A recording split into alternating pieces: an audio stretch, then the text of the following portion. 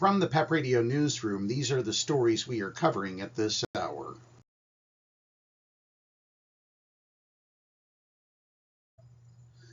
A federal appeals court on Tuesday ruled that it is unconstitutional for the presidential battleground state of Pennsylvania to throw out mail-in ballots simply because the voter didn't write an accurate date on the return envelope.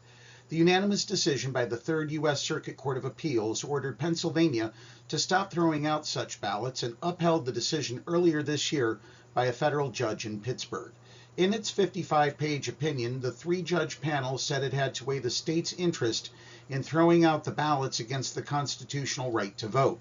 The panel wrote that it was unable to justify the practice of discarding such ballots that has resulted in the disqualification of thousands of presumably proper ballots. Under Pennsylvania law, voters are required to write the date on the return envelope for their mail ballot. However, thousands of voters confused by the request to write the date might skip it or write another date, such as their birth date. California, Washington, and New Mexico could lose millions of dollars of federal funding if they continue failing to enforce English language requirements for truckers, Transportation Secretary Sean Duffy said Tuesday.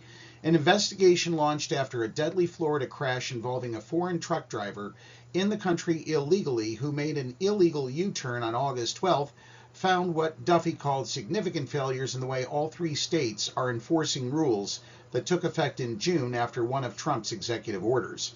This is about keeping people safe on the road.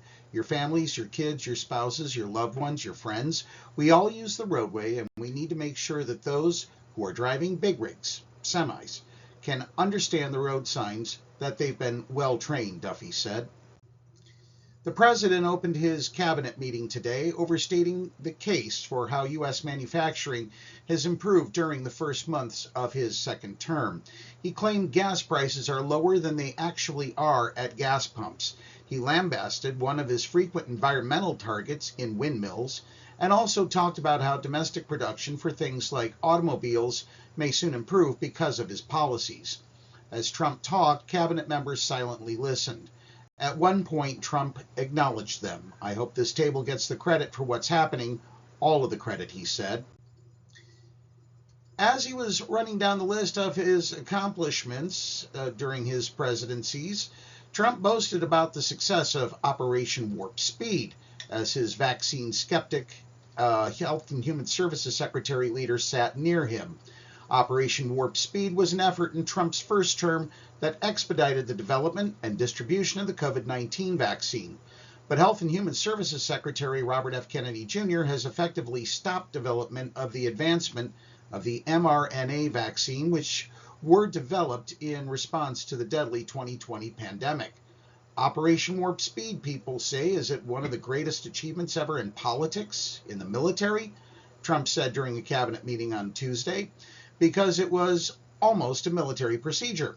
The president added that everybody, including Russian President Vladimir Putin, said, Operation Warp Speed, what you did with that, nobody can believe it. That's the news at this hour. If you are watching our news videos on YouTube, please subscribe to our channel. Coming September 1st, PEP Radio is changing our entire daily programming schedule. Details will be on our social media pages. Up next, we have the Meadville area weather forecast here on PEP Radio.